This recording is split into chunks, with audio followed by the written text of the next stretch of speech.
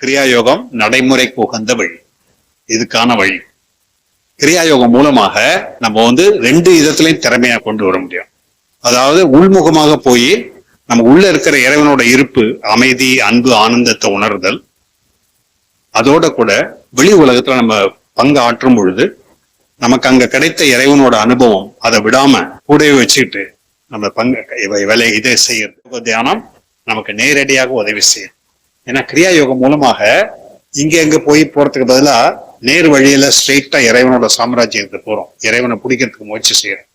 கொஞ்சமாவது இறைவனோட அனுபவம் கிடைக்கும். அது கிடைச்சதுக்கு அப்புறம் நம்ம வேண்டிய இறைவனுக்காக எல்லாத்தையும் செய்யும் பொழுது நிஷ்காம கர்மம். அப்ப என்ன ஆகும்? நமக்குள்ள எவ்வளவு தோல்விகள் வந்தா கூட இறைவன் எனக்கு கூட இருக்கிறதுனால என்னால எதையும் பண்ண முடியும். பாருங்க, மனக்கவலையை மாற்றக்கூடிய அருமருந்து எப்பொழுது இறைவனோட இணைந்திருத்தல். அதான் முக்கியமான விஷயம். இறைவனோட இணைந்திருக்கிறதுனா என்ன? அதுக்கு விட உயர்ந்த அறிவு உள்ளறிவு இல்ல இன்ட்யூஷன். அந்த இன்ட்யூஷன் எப்படி வருது? அதான் ஆறாவது அறிவு. ஆறாவது அறிவுனா என்ன? ஐம்பொறிகள் மூலம் வருது இன்ஃபர்மேஷன் வச்சு ப்ராசஸ் பண்றது இல்ல, தானாகவே வரக்கூடிய அறிவு, உள்ளுக்குள்ளே வரக்கூடிய, அதான் மெய்ஞானம். அந்த மெய்ஞானம் வரும்பொழுதுதான் நம்ம பெரிய உண்மைகளை புரிஞ்சுக்க முடியும். இறைவன் யார், நான் யார், இறைவனுக்கும் எனக்கு என்ன தொடர்பு, எப்படி இறைவனோட ஒன்றாகுது, எப்படி திரும்ப எப்படி ஒன்றாகிறது, எப்படி இந்த மாதிரி கேள்விகளுக்கு விடை அது மெய்ஞானம் மூலமா தான் நமக்கு அந்த விடைகள் வரும். யோகத்தினோட பர்பஸே என்ன? குறிக்கோள். பதஞ்சலி முனிவர் சொல்றாரு, ஆரம்பத்திலே சொல்றாரு யோகத்தினோட டெபினிஷன். யோகா சித்தவிருத்தி நிரோதகா. அதாவது நமது உணர்வு நிலையில உள்ள ஏற்றத்தாழ்வுகளை பூரா அடக்கி அப்படியே உணர்வு நிலையை சாந்தமாக்குறது. Make the consciousness very calm. அந்த மாதிரி நிலைக்கு போனா அப்ப புரிய ஆரம்பிக்கும், ஓ நான் தான் இறைவனோட ஒரு பாகம். 1975 சென்னை ஐஐடியில் எலக்ட்ரிக்கல் இன்ஜினியரில் பட்டம் பெற்ற ஒரு துடிப்பான இளைஞர் பின்னர் மும்பையில் உள்ள பாபா அட்டாமிக் ரிசர்ச் சென்டரில் பணியில் சேர்ந்தார். அங்கு பிளாஸ்மா பிசிக்ஸ் பற்றிய ஆராய்ச்சி செய்யும் குழுவில் ஒருவராக 5 வருடங்கள் பணியாற்றினார். வாழ்க்கையில் மிக உயர்ந்த நிலையை அடைந்திருந்த போதும் ஸ்ரீ ஸ்ரீ பரமஹம்ச யோகானந்தரின் பாதை அவரை எப்பொழுதும் ஈர்த்தவாறு இருந்தது. ஆண்டு 1980 அவரது பணியை பாராட்டும் விதமாக ஆராய்ச்சி பணியில் அவருக்கு பணி உயர்வு தேடி வந்தது. அதே சமயம் யோகதா சத்சங்க சொசைட்டி ஆஃப் இந்தியா ஆசிரமத்தில் இருந்து சந்நியாசி ஆவதற்கும் அழைக்க பெற்றார்.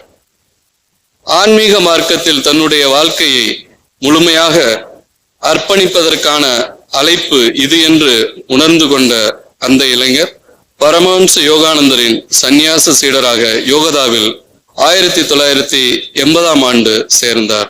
அவர்தான் நம் பிரியமிகு சுவாமி சுதானந்த கிரிஜி அவர்கள். சுவாமிஜி அவர்கள் ராஞ்சி, தக்ஷிணேஸ்வர், நொய்டா ஆகிய இடங்களில் உள்ள YSS ஆசிரமங்களில் சேவை புரிந்துள்ளார். சுவாமிஜி தற்சமயம் YSS நிர்வாக குழு உறுப்பினராகவும் மற்றும் பொருளாளராகவும் பணியாற்றி வருகிறார். பரமஹம்ச யோகானந்தரின் எப்படி வாழ வேண்டும் மற்றும் கிரியா யோக போதனைகளை பற்றி பரப்புவதற்கான செய்திகளை பாரதம் முழுவதும் உலக நாடுகளிலும் பயணித்து சேவையாற்றி வருகிறார். குறிப்பாக சுவாமிஜி நம் தமிழகத்தை சேர்ந்தவர், மேலும் விழுப்புரத்தில் உள்ள அரசு பள்ளியில் பயின்றவர். தற்சமயம் கிரியாயோக விஞ்ஞானம் மனக்கவலை மாற்ற வல்ல அருமருந்து என்கின்ற தலைப்பில் வழிகாட்டப்பட்ட தியானத்துடன் நம்மை வழிநடத்த சுவாமிஜி அவர்களை மேடையில் தோன்றுமாறு பணிந்து வேண்டுகிறேன். நாம் அனைவரும் சில கண்களை மூடி புருவ மத்தியில் கவனத்தை குவித்து நம்முடன் இறைவனும் மகான்களும் நம்முடன் இங்கு உள்ளதை உணர முயற்சி செய்வோம். அவர்களுக்கு பிரார்த்தனை செய்வோம். இன்றைய மாலை அவர்களது அருளாசிகள் நம்முடன் முழுவதும் கிடைப்பதற்காக நாம் பிரார்த்தனை செய்வோம். மனதிற்குள்ளேயே பிரார்த்தனை செய்வோம்.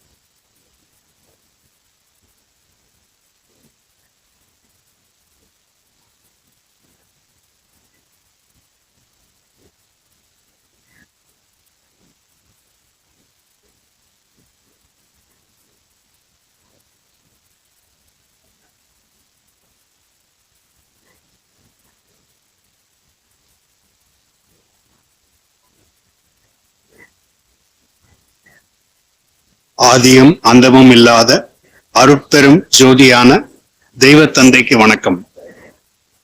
ஆக்கல், காத்தல், அழித்தல் ஆகியவற்றின் மூலம் இப்படைப்பை இயக்கும் பராசக்தியான தெய்வத்தாய்க்கு வணக்கம். இறைவனுடன் ஒன்றிய பின்னரும் மற்றவர்களை உயிர்விப்பதற்காக இப்புவிக்கு திரும்பி வந்துள்ள அவதாரங்களான யோகதா குருமார்களுக்கும் பெரிய மகான்களுக்கும் வணக்கம். நாம் அனைவருமே இறைவனின் புதல்வர்கள் என உணர்வதற்காக முயற்சி செய்து கொண்டுள்ள எனது சகோதர சகோதரிகளான உங்கள் அனைவருக்கும் வணக்கம்.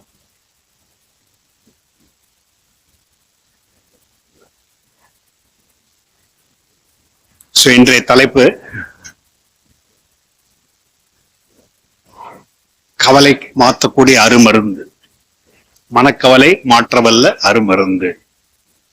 உங்க எல்லாருக்குமே ஞாபகம் இருக்கும், திருக்குறள்ல திருவள்ளுவர் சொல்லுது, தனக்கோமை இல்லாதான் தாழ் சேர்ந்தார் கல்லால் மனக்கவலை மாற்றல் அரிது. முதல்ல அதே மாதிரி 2-3 பேரலல் நான் சொல்றேன் அதோட கூட அதே மாதிரி. சோ இன்னொன்னு பேரலல் நம்ம துன்பங்கள்ல இருந்து விடுபடுறதுக்கு வழி இறைவனை சரணடைந்தாதான் முடியும். அதுக்காக சொல்றது இது பகவத்கீதையில வருது. தைவி ஹேஷா குணமயி மமமாயா துரஸ்தயா. இறைவன் படைத்துள்ள இந்த படைப்பை மாயையை கடந்து இறைவனை உணர்வது மிகவும் கடினம். அதுக்கு வழி மாமேவ பிரபத்தியந்தே மாயாமேதாம் தரந்தித்தே. இறைவனை சரணடைந்தா அதை நம்ம பண்ண முடியும். சோ மனக்கவலையை மாற்றத்துக்கு முக்கியமான வழி இறைவனுடன் ஒன்றுபடுதல். சில பேர் நீங்க எதிர்பார்த்திருக்கலாம், நம்ம ஏதாவது சின்ன வழிமுறைகள் ஏதாவது எளிமையான வழிமுறைகள் கொடுப்போம்னு சொல்லிட்டு. பட் உலகத்திலேயே ரொம்ப எளிமையான விஷயம் என்ன? எங்க இருந்து நம்ம வந்திருக்கோமோ அந்த இடத்துக்கு திரும்பி போறது தானே. நம்ம எங்க இருந்து வந்திருக்கோம்? ஒரே பரம்பொருள்கிட்ட இருந்து வந்திருக்கோம். அந்த பரம்பொருளிடம் திரும்பி செல்லுதல், அதான் நம்ம வாழ்வினோட குறிக்கோள். கொஞ்சம் புரிஞ்சுக்கிட்டா நல்லது. அந்த ஒரே பரம்பொருள் எப்படி தன்னை பல பாகங்களா மாத்திக்குது. அந்த ஒரு பரம்பொருள் அதை பிரிக்கவே முடியாது. அத்வைத்தம் ரெண்டா பிரிக்க முடியாது. அந்த பரம்பொருள் எப்படி இந்த மாதிரி படைப்பு எப்படி உண்டாக்குது? இவ்வளவு வெரைட்டி, இவ்வளவு எல்லாம் எப்படி வருது? இவ்வளவு பெரிய படைப்பு. அது மாயனோட சக்தியினால அந்த ஒரே பரம்பொருள் பலவிதமா நமக்குள்ள தோற்றமளிக்கிறது. அதுல என்ன ப்ராப்ளம்? இருமையினால உலகம் படைக்கப்பட்டதுனால எல்லாமே மாறி மாறி வரும். இன்பம் துன்பம், பகல் இரவு, நோய் நலம், இந்த மாதிரி எல்லாமே மாறி மாறிதான் வரும். சோ இருமையாலான இந்த உலகத்துல நம்ம மனக்கவலையை மாற்றத்துக்காக எப்போது அமைதியா இருக்கணும், எப்போது ஆனந்தத்தோட இருக்கணும்னு முயற்சி செய்தா முடியுமா? அந்த இடத்துக்கு போய் நம்ம கேள்வி கேட்கும் போது நமக்கு கரெக்டா பதில் பரமஹம்ச யோகானந்தர் அவரோட போதனைகள்ல சொல்றார். எப்ப வரைக்கும் நம்ம வெளி உலகத்திலேயே அதுக்கு சமாதானம் தேடிக்கிட்டு இருந்தோமோ, அதுக்கு தீர்வு, என்னோட ப்ராப்ளத்துக்கு, இந்த சிக்கலுக்கு நமக்கு அது வரைக்கும் ஒரு மன நிறைவான ஒரு திருப்தியான தீர்வு கிடைக்காது. ஏதாவது கொஞ்சம் கிடைக்கும் ஸ்லைட்டா, பட் அதுக்கப்புறம் அது நிரந்தரமா இருக்காது. கொஞ்ச நேரத்துக்கு இருக்கும், தற்காலிகமா இருந்து போயிடும். இல்ல அதுவும் சரியான தீர்வு கிடையாது. அதனாலதான் நம்மளே பார்த்திருக்கலாம், ஏதாவது ஒரு இதை அடையறதுக்காக முயற்சி செய்யறோம். ஒரு குறிக்கோள். வெற்றி வீரர் ஆறுது, ஒலிம்பிக்ல மெடல் வாங்கணும், இல்ல வேர்ல்டு கப்ல நம்ம வந்து ஃபர்ஸ்ட் வரணும், அந்த மாதிரிலாம் பல விதமான குறிக்கோள் நமக்குள்ள இருக்கலாம். இல்ல நம்ம பிசினஸ்ல வந்து ஃபர்ஸ்ட் வரணும், உலகத்திலேயே புகழ் பெற்றவனம் ஆகணும், இந்த மாதிரி ஏதாவது ஒரு குறிக்கோள் எடுத்து ரொம்ப முயற்சி செய்து அதை அடைந்துட்டோம். அதை அடையும் போது நமக்குள்ள ஒரு மனநிறைவு முதல்ல வரும். ஓ, நான் எல்லாம் பண்ணிட்டேன். அதே மாதிரி எவரெஸ்ட்ல வந்து மேல போனோம், ஆக்சிஜன் இல்லாம எவரெஸ்ட் மேல போகணும். ஏன்னா இப்ப எல்லாரும் ஆக்சிஜன் எடுத்துக்கிட்டு போறவங்க நிறைய பேர் போறாங்க, ஆக்சிஜன் இல்லாம போறவங்க ரொம்ப குறைச்சல் தான். சோ நானும் ஆக்சிஜன் இல்லாம போகணும் அப்படின்னு முயற்சி செய்து மேல போயிட்டோம்னு வச்சுங்க, இப்ப என் மனதுக்குள்ள ஒரு பெருமிதம் இருக்குல்ல, வேறு யாரும் பண்ணாததை நான் பண்ணிட்டேன், பெரிய அட்வென்ச்சர் சாகசம் பண்ணிட்டேன். பட் அது பண்ணதுக்கு அப்புறம் கூட நமக்குள்ள மனநிறைவு வராது. இதுதான் ரொம்ப பெரிய விஷயம். பரமஹம்ச யோகானந்தர் தான் யோசிக்க சொல்றாரு, சிந்தனை செய்ய சொல்றாரு. எல்லாரும் பண்றது அப்படியே காப்பி அடிச்சு நம்மளும் அந்த மாதிரி வாழ்க்கை நடத்திக்கிட்டே இருந்தா அப்புறம் இத பிசினஸ் இதுல லீடர்ஸ் சொல்றாங்க. அதை பத்தி அவங்க என்ன எப்படி சொல்றாங்கன்னா ரொம்ப அழகா சொல்றாங்க. ஒரு ஏணியை போட்டு ரொம்ப வேகமா மேல ஏறதுக்கு முயற்சி செய்யறோம். பல ஏணிகள் இருக்கு, அதுல நம்ம ஒரு ஏணியில நம்ம வேகமா போறோம், மீதி பேரோட வேகமா மேல போயிட்டோம். மேல போனதுக்கு அப்புறம் பாக்குறோம் நம்ம ஏணி வந்து சரியான இடத்துல போடல, எங்க வர வேண்டியமோ அந்த இடத்துக்கு வரல, வேற இடத்துக்கு ஏணி போட்டிருக்கு. அப்படின்னா அவ்வளவு வேகமா மேல வந்தது என்ன பயன்? அதே மாதிரி வாழ்வனோட குறிக்கோள் என்ன, அதை சரியா புரிஞ்சுக்காம இது கிடைச்சா நல்லது, அது கிடைச்சா நல்லது, இந்த ஆசை பூர்த்தியான நல்லது, அது பூர்த்தியான நல்லது, அந்த மாதிரி நம்ம முயற்சி செய்துகிட்டு இருந்தா ரொம்ப லேட்டா தான் நமக்குள்ள புரியும், ஓ வாழ்க்கையை வீணாயிடுச்சு. கடைசி பருவம் வரும்பொழுது இந்த உலகத்தை விட்டு போகக்கூடிய தருணம், அப்ப பார்க்கலாம் கையில ஒண்ணுமே இல்லை, வெறும் கையோட போறோம். ஏன் அந்த நிலைக்கு வரணும்? மகான்கள் சொல்ற வழிப்படி நம்ம போனா நம்ம வாழ்க்கையை வெற்றிகரமான வாழ்க்கையை மாற்ற முடியும், இன்பகரமான வாழ்க்கையை மாற்ற முடியும். அதை புரிஞ்சுக்க வேண்டிய விஷயம். இப்ப ரொம்ப சிம்பிளா நான் இங்கிலீஷ்ல சொல்றேன். முதல்ல ஃபார்முலா என்னது? Vibrant inner life, meaningful outer life. Vibrant inner life, meaningful outer life. பாருங்க, இதுதான் பேலன்ஸ், அதான் யோகம். இந்த யோகம் மூலமாக என்ன பண்றோம்?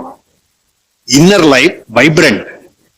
வெறும் போர் அடிக்கிறது அப்படி அதுல அது சரியா தெரிஞ்சுக்காம தெளிவில்லாத ஒரு அனுபவம் அப்படி இல்லை, ஆழ்ந்த உண்மையான நேரடி அனுபவம்,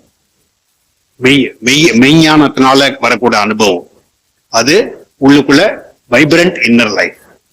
அதுக்கப்புறம் வெளி வாழ்க்கையும் ரொம்ப முக்கியம். உள் வாழ்க்கை மட்டும் இல்ல. தியானம்னா வேற கண்ணை மூடிக்கிட்டு உட்காந்து உள்ள போய் தியானம் செய்தோம், நமக்குள்ள ஒரு அமைதி கிடைச்சது, அது மட்டும் இல்ல. தியானம்னா வெளி வாழ்க்கையிலையும் வெற்றியாளராக இருக்கிறது, சக்சஸ்ஃபுல்லா பண்றது. எந்த பாகம் நமக்கு கொடுத்துருக்காங்களோ அந்த பாகத்தை சரியான முறையில நடத்தி அதுல நம்ம வெற்றி அடைய வேண்டியது, அதுவும் நமக்கு ஒரு இன்னொரு சைடு அதுல. ஸோ அதனாலதான் மீனிங்ஃபுல் அவுட்டர் லைஃப்னா நமக்கான பாகம் என்னது இந்த இதுல வாழ்க்கையில, அதை சரியா புரிஞ்சுக்கிட்டு அந்த பாகத்துல சரியா நடிக்கிறதுக்கு முயற்சி செய்ய. வெளி வாழ்க்கை ஒரு நாடகம், இது ஃபர்ஸ்ட் பாயிண்ட். ஏன்னா வெளி வாழ்க்கை தான் உண்மைன்னு நினைச்சுக்கிட்டு இருந்தா போச்சு, அங்கேயே எல்லாம் ப்ராப்ளம் அங்கேயே ஆரம்பிக்கும். வெளி வாழ்க்கை வந்து ஒரு கனவு நாடகம், இறைவனுடைய கனவு நாடகம். இறைவன் தான் கனவு காண்றான் நம்ம மூலமாக, அதனால இது ஒரு கனவு நாடகம். ஆனா கனவு நாடகம்னு சொல்லிட்டு அப்படியே நம்ம எஸ்கேப் பண்ண முடியாது இங்க இருந்து. கனவு நாடகத்துல நமது பாகத்தை சரியா நடிச்சு அதுல ஒரு டிகிரி வாங்கணும், இல்ல ஒரு PhD வாங்கணும். அதுல வந்து நம்ம வந்து இறைவனோட பட்டம் வாங்கினாதான் இறைவன் விடுதலை கொடுப்பாரு, இல்லைன்னா விடுதலை கிடைக்காது. சோ விடுதலை கிடைக்கிறதுக்கு நமது பங்கை புரிஞ்சுக்கிட்டு நல்லா பண்ண வேண்டியது அவசியம். பட் அவ்வளவு சுலபமா பண்ண முடியாது. ஏன்னா சுலபமா எல்லாரும் பண்ணிட்டோம்னா உடனே நம்ம வந்து புரிஞ்சுப்போம், நம்ம எல்லாம் இறைவனோட புதல்வர்கள், அமிர்தஸ்ய புத்ரா, நம்மளுக்கு சாஸ்திரங்கள்ல பாக்குறோம், இறைவனோட புதல்வர்கள். அதனால கொஞ்சம் டிராமா பண்ணிட்டு திரும்ப போயிடலாம், நம்ம இடத்துக்கு ஒரிஜினல் ஸ்டேட்டஸுக்கு போயிடலாம். பட் அவ்வளவு ஈஸியா நம்ம டிவைன் ஸ்டேட்டஸை நம்ம வந்து திரும்ப பிடிக்க முடியாது. We can't easily regain our divine status, though that is the goal of life. நம்ம டிவைன் ஸ்டேட்டஸ் என்ன? ஒரு மேதாவி ஞானி ரொம்ப அருமையா சொன்னார், we are not human beings having divine experience, but we are divine beings having human experience. அதாவது நம்ம எல்லாருமே இறைவனோட புதல்வர்கள். இறைவனோட இயல்பு தான் நமது இயல்பு. இறைவனோட இயல்பு என்ன?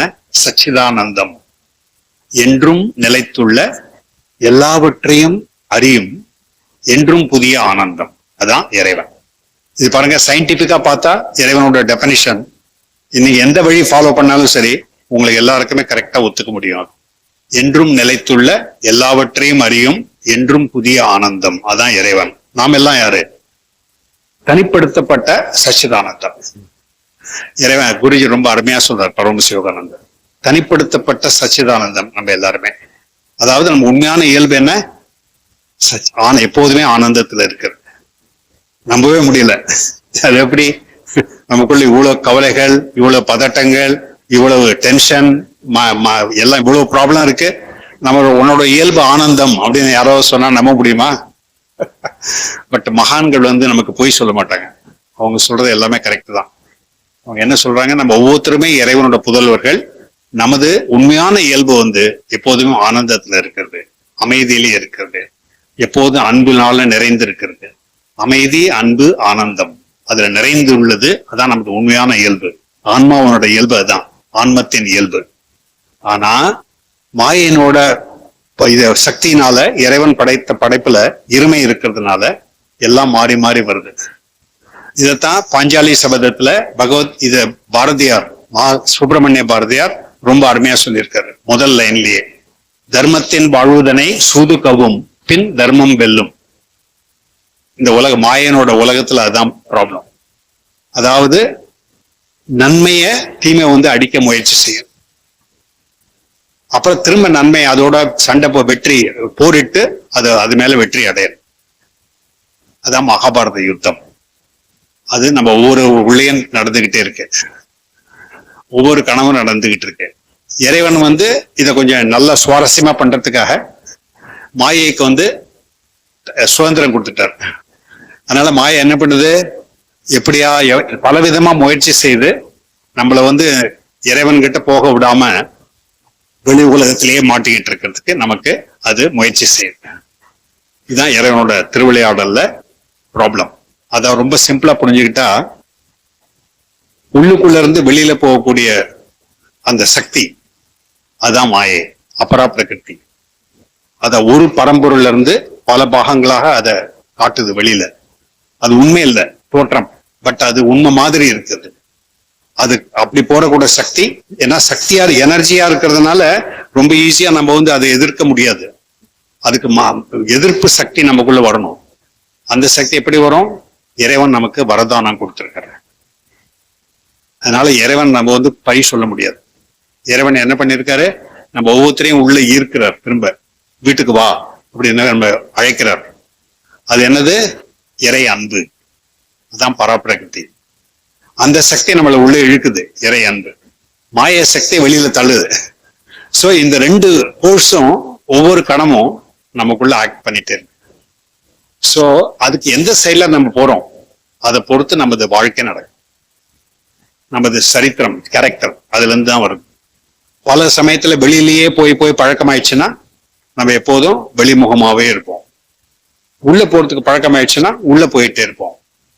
அதனாலதான் யோக மூலமாக நமக்கு புரிஞ்சுக்க வேண்டியது, வெளிமுகமாக போகக்கூடிய நமது உணர்வு நிலை, கவனத்தை எப்படி உள்முகமா திருப்புறது, கான்சியஸா உணர்வு பூர்வமாக எப்படி திருப்புறது. அது இரவுல தூங்கும் பொழுது அடிமன நிலையில தானாகவே நடக்குது. இறைவனே கொடுத்திருக்காரு அந்த மாதிரி ப்ரொவிஷன். அதாவது எப்போதும் வெளிமுகமாவே இருந்து அந்த எனர்ஜியை உபயோகிச்சுட்டே வரும், இறைவன் கொடுத்த எனர்ஜியை. அப்ப ரொம்ப டயர்ட் ஆனதுக்கு அப்புறம் தூங்கிடுறோம். திரும்ப புத்துணர்ச்சி வருது, சார்ஜ் ஆயிட்டு நமக்குள்ள எனர்ஜி வந்துடுது திரும்ப. இது அடிமன நிலையில அன்கான்சியஸா நடக்குது. இதையே உணர்வு பூர்வமாக பண்றது அதான் யோகா. ரொம்ப சிம்பிள் தானே இந்த மாதிரி புரிஞ்சுட்டா. அதாவது எப்படி நம்ம எந்த சமயத்திலையும் எப்ப நம்ம வேண்டினாலும் வேணுங்கும் போது அந்த எனர்ஜியை உள்முகமா கொண்டு போய் இறைவனோட இருப்பை உணர்றது. அதுக்கு அந்த திறமை நமக்குள்ள வந்ததுன்னா அப்ப உள் வாழ்க்கை வெளி வாழ்க்கை ரெண்டுமே ரொம்ப நல்ல விதமா நம்மளால பண்ண முடியும். அதுதான் பகவான் கிருஷ்ணர் கீதையில சொன்னது ஃபார்முலா, எப்படி வாழ்க்கையை நடத்துறது. யோகஸ்த குரு கர்மாணி சங்கம் தெக்வா தனஞ்சய சித்திய அசித்திய சமோ பூத்வா சமத்துவம் யோக உச்சதே.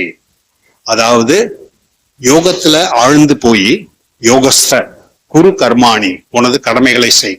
வெளி உலகத்துல உனது பங்கா நம்ம வந்து சரியா பண்ணணும். அது எந்த கடமைகள், எல்லா கடமைகள், வாழ்க்கை நம்ம உங்களுக்குள்ள உங்களோட குடும்ப கடமைகள், இல்ல உங்க லொக்காலிட்டியில இருக்க எல்லாருக்கும் கடமைகள், சமுதாய கடமைகள், நாட்டுக்கான கடமைகள், உலகத்துக்கான கடமைகள் எல்லாத்தையும் சரியா செய்யறது யோகஸ்த குரு கர்மாணி சங்கம் தெக்வா தனஞ்சய. அங்கதான் சீக்ரெட். என்ன சீக்ரெட்டு? அதாவது பற்றில்லாம அந்த நம்ம பங்க செய்யறது, பற்றின்மை. இதுதான் நல்லா புரிஞ்சுக்கணும். ஏன்னா பற்றின்மைன்னு அர்த்தம் இல்ல பொறுப்பு இல்லாம வேலை செய்யறது. நல்ல பொறுப்போட வேலை செய்யணும், எல்லா ஸ்கில்லையும் உபயோகிச்சு வேலை செய்யணும், திறமைகள் அதிகமாகிட்டே வரணும், நம்ம ஃபீல்ட்ல வந்து பெஸ்டா ஆகிறதுக்கு முயற்சி செய்யணும், எக்ஸலண்ட் நமக்குள்ள எக்ஸலண்ட் அச்சீவ்மெண்ட்ஸ் கொண்டு வரணும். ஆனா பற்றின்மை இது பாருங்க, இது எப்படி இந்த காம்பினேஷன் எப்படி கொண்டு வருது. அதாவது பொறுப்போட இருக்கும், அதே சமயத்துல நமக்குள்ள தாமரை இலை தண்ணீர் மாதிரி உலகத்தோட நம்ம உலகத்துல இருக்கோம், உலகத்தவரா இல்ல. முடியுமா? அதுதான் கிரியா யோகம் நடைமுறைக்கு உகந்த வழி, இதுக்கான வழி. கிரியா யோகம் மூலமாக நம்ம வந்து ரெண்டு விதத்திலையும் திறமையா கொண்டு வர முடியும். அதாவது உள்முகமாக போய் நம்ம உள்ள இருக்கிற இறைவனோட இருப்பு, அமைதி, அன்பு, ஆனந்தத்தை உணர்தல். அதோட கூட வெளி உலகத்துல நம்ம பங்கு ஆற்றும் பொழுது நமக்கு அங்க கிடைத்த இறைவனோட அனுபவம் அதை விடாம கூடவே வச்சுக்கிட்டு நம்ம பங்கு வேலை இதை செய்யறது. ஏன்னா வெளி உலகத்துல எல்லாம் மாறி மாறி வரும். ஏதாவது பிளான் பண்றீங்க, சடனா ஏதாவது வருது, அவ்வளவுதான், ஒரு சோதனை வந்து ப்ராப்ளம். இது எப்போது பாக்குறோம். அது நம்ம ஆசிரமத்துல எப்போதுமே வரும் அடிக்கடி. இனி கூட பாருங்க, வெளியில வந்தா ஒரே டிராபிக். நீங்க எல்லாம் எப்படி வந்தீங்கன்னு தெரியல. ரொம்ப நேரம் நம்மளையும் டிராபிக்ல மாட்டிக்கிட்டு இருந்தோம். அதே மாதிரி இந்தூர்ல ஒரு தடவை போன போது ஃபங்க்ஷனுக்கு முன்னால கரெக்ட் அந்த அரை மணி நேரத்துக்கு முன்னாலதான் ஒரே டிராபிக். டெல்லியில நாய்டால சாதனா சங்கம் ஒரு தடவை பண்ணிட்டு இருந்தோம். அப்ப அது வரைக்கும் அந்த சமயத்துல நார்மலா மழை புயல்லாம் வரவே வராது. அன்னைக்கு கரெக்டா அன்னைக்குதான் ஒரே பெரிய புயல் மழை, பந்தல்லாம் கீழே வந்துருச்சு. பாருங்க எப்படி சோதனைகள் வருது இந்த மாதிரி. சோ அந்த சோதனைகள் வரும்பொழுது நம்ம எப்படி அதை வந்து எதிர்கொள்றோம், அதான் யாரு வெற்றியாளர் அவரோட அடையாளம். தோல்வி வரும்பொழுது தோல்வி எப்படி சந்திக்கிறது, அது முக்கியமான விஷயம். அது நமக்கு ட்ரைனிங் இல்லைன்னு வச்சுங்க, வெறும் படிப்பு அகாடமிக் ஏற்றறிவு மட்டும் போதாது. நல்லா படிச்சிட்டோம், கிளாஸ்ல ஃபர்ஸ்ட் கோல்டு மெடல் எல்லாம் வாங்கிட்டோம், ரொம்ப நல்ல இதா இருக்கும். ஆனா நமக்கு எப்படி உலகத்துல நம்ம பங்கு ஆற்றுறது அது சரியா புரியலன்னா, தோல்வி வரும்போது எப்படி எதிர்கொள்றது தெரியலன்னா வெற்றி அடைய முடியாது. தோல்வி வரும் அப்படின்னு சொல்லிட்டு எதிர்பார்க்கணும், வந்தால் அது எப்படி சமாளிக்கிறதுங்கிறதுக்கு திறமை நமக்குள்ள கொண்டு வரலாம். தலை குனிய கூடாது, என்ன வந்தாலும் சரி, எது வந்தாலும் என்னால எதிர்கொள்ள முடியும். ஏன்? அதுக்கு எனக்குள்ள ஆன்ம சக்திகள் இருக்கு. அதனால அதாவது இங்கதான் வித்தியாசம். அகந்தை என்ன சொல்லும், நீ எல்லாரும் பண்ணிடலாம், இது ஒன்றும் பெரிய விஷயம் இல்லை. அதுக்கப்புறம் இந்த சோதனை வரும்பொழுது அவ்வளவுதான், சோர்வடைஞ்சிரும், அப்படியே என்ன பண்றதுன்னு தெரியல. பட் இறைவன் மேல நம்ம வந்து இறைவன் மேல பாரத்தை போட்டு இறைவனுக்காக எல்லாத்தையும் செய்யும் பொழுது நிஷ்காம கர்மம். அப்ப என்ன ஆகும், நமக்குள்ள எவ்வளவு தோல்விகள் வந்தா கூட இறைவன் எனக்கு கூட இருக்கிறதுனால என்னால எதையும் பண்ண முடியும். பாருங்க, மனக்கவலையை மாற்றக்கூடிய அருமருந்து எப்பொழுது இறைவனோட இணைந்திருத்தல், அதான் முக்கியமான விஷயம். இறைவனோட இணைந்திருக்கிறதுனா என்ன? அதாவது இறைவனோட குணங்கள், அமைதி, அன்பு, ஆனந்தம், அதுலேயே ஆழ்ந்து போய் அது நம்ம இயல்பாக வாழணும். எப்பயாவது அக்கேஷனலா அமைதி வந்தா போதாது, எப்பயாவது ஒரு தடவை அமைதி வருது தியானம் செய்யும் போது, எப்பயாவது சில சமயம் ஆனந்தம் வருது, அவ்வளவுதான். அது போதாது, ஜஸ்ட் கிளிம்ஸ் வந்தா போதாது. எப்போதுமே ஆனந்தத்திலேயே நிலைச்சிருக்கிறது, எதுவும் அசைக்க முடியாது அந்த ஆனந்தத்தை. அதுதான் குருஜி சொல்றாரு, stand unshaken amidst the crash of breaking worlds. உங்களை சுத்தி உலகங்கள்லாம் இடிஞ்சு போகுது, அதுல நீங்க அப்படியே நிலை குலையாம அப்படியே நீங்க நிலைத்திருக்கீங்க உங்க அமைதியில, ஆனந்தத்துல.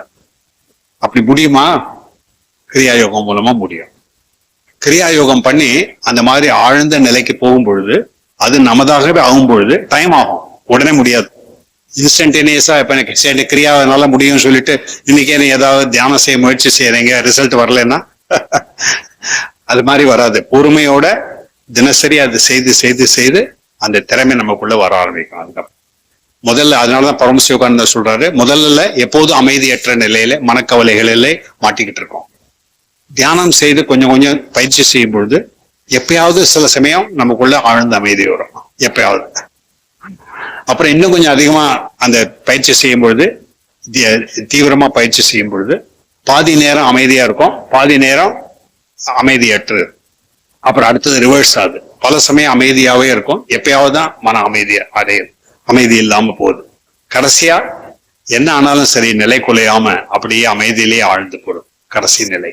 அது வரும்பொழுது மனக்கவலையை மாற்றக்கூடிய அருமருந்து நமக்கு இதான் அப்பதான் புரியுது. அதாவது இறைவனோட இணைந்திருந்தால்தான். ஏன் காரணம்?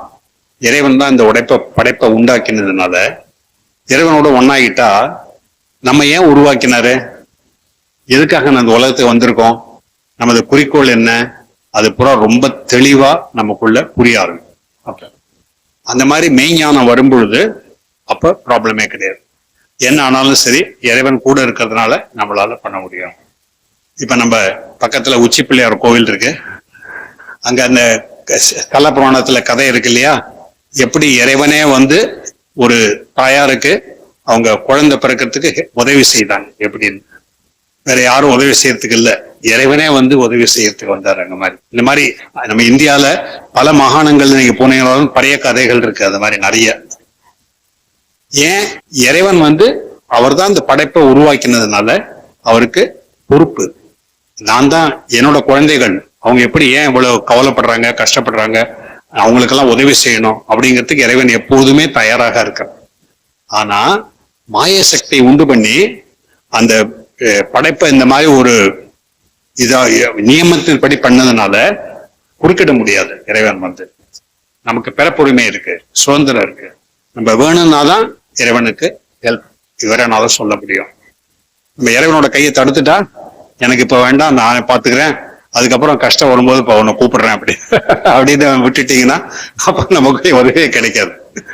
சோ இந்த மாதிரி வாழ்க்கையை ரொம்ப எளிமையா ஆக்கி நேரடியான நேர் வழியான வாழ்க்கை இந்த மாதிரி இருக்கும் பொழுது நமக்கு புரிய ஆரம்பிக்கும் கொஞ்சம் கொஞ்சமா. ஓ, இவ்வளவு காம்ப்ளெக்ஸா பண்ணின இறைவன் படைப்பு, அதுக்குள்ள இருக்கிற இறைவன் ரொம்ப எளிமையானவர்.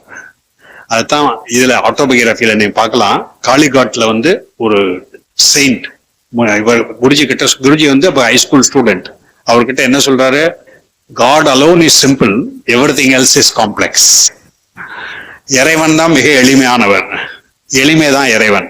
பட் அவர் படைத்த படைப்பு ரொம்ப குழப்பமானது, சிக்கலானது, ரொம்ப சிக்கல்களான படைப்பு. இதுதான் ஒரு பாரடாக்ஸ். இவ்வளவு எளிமையான இறைவன் ஏன் இவ்வளவு காம்ப்ளெக்ஸ் படைப்பை படைச்சிட்டாரு? இதுக்கு யார் பதில் சொல்ல முடியும்?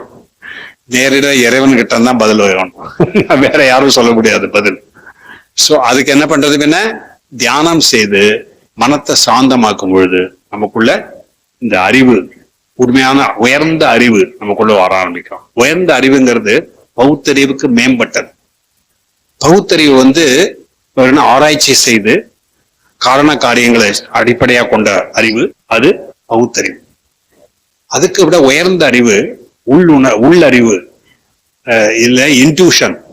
அந்த இன்ட்யூஷன் எப்படி வருது? அதான் ஆறாவது அறிவு. ஆறாவது அறிவுனா என்ன? ஐம்பொறிகள் மூலம் வருது இன்ஃபர்மேஷன் வச்சு ப்ராசஸ் பண்றது இல்ல, தானாகவே வரக்கூடிய அறிவு, உள்ளுக்குள்ளே வரக்கூடிய, அதான் மெய்ஞானம். அந்த மெய்ஞானம் வரும்பொழுதுதான் நம்ம வந்து பெரிய உண்மைகளை புரிஞ்சுக்க முடியும். இறைவன் யார், நான் யார், இறைவனுக்கும் எனக்கு என்ன தொடர்பு, எப்படி இறைவனோட ஒன்றாகுது, எப்படி திரும்ப எப்படி ஒன்றாகிறது, எப்படி இந்த மாதிரி கேள்விகளுக்கு விடை அது மெய்ஞானம் மூலமா தான் நமக்கு அந்த விடைகள் வரும். இன்ட்யூஷன் மூலமா தான் வரும். இன்ட்யூஷன் எப்ப வரும்? பரமசிவானந்தர் சொல்றாரு, இன்ட்யூஷன் வந்து தியானம் செய்து நமக்குள்ள அமைதி வரும்பொழுதுதான் இன்ட்யூஷன் நம்மளால கொண்டு வர முடியும். ஸோ அதனாலதான் எப்போதும் மனத்தை அமைதியா வைக்கிறது ரொம்ப அவசியம். யோகத்தினோட பர்பஸே என்ன? குறிக்கோள். பதஞ்சலி முனிவர் சொல்றாரு, ஆரம்பத்திலே சொல்றாரு யோகத்தினோட டெபினிஷன், யோகா சித்தவிருத்தி நிரோதகா. அதாவது நமது உணர்வு நிலையில உள்ள ஏற்றத்தாழ்வுகளை பூரா அடக்கி அப்படியே உணர்வு நிலையை சாந்தமாக்குறது. Make the consciousness very calm. அந்த மாதிரி நிலைக்கு போனா அப்ப புரிய ஆரம்பிக்கும், ஓ நான் தான் இறைவனோட ஒரு பாகம்.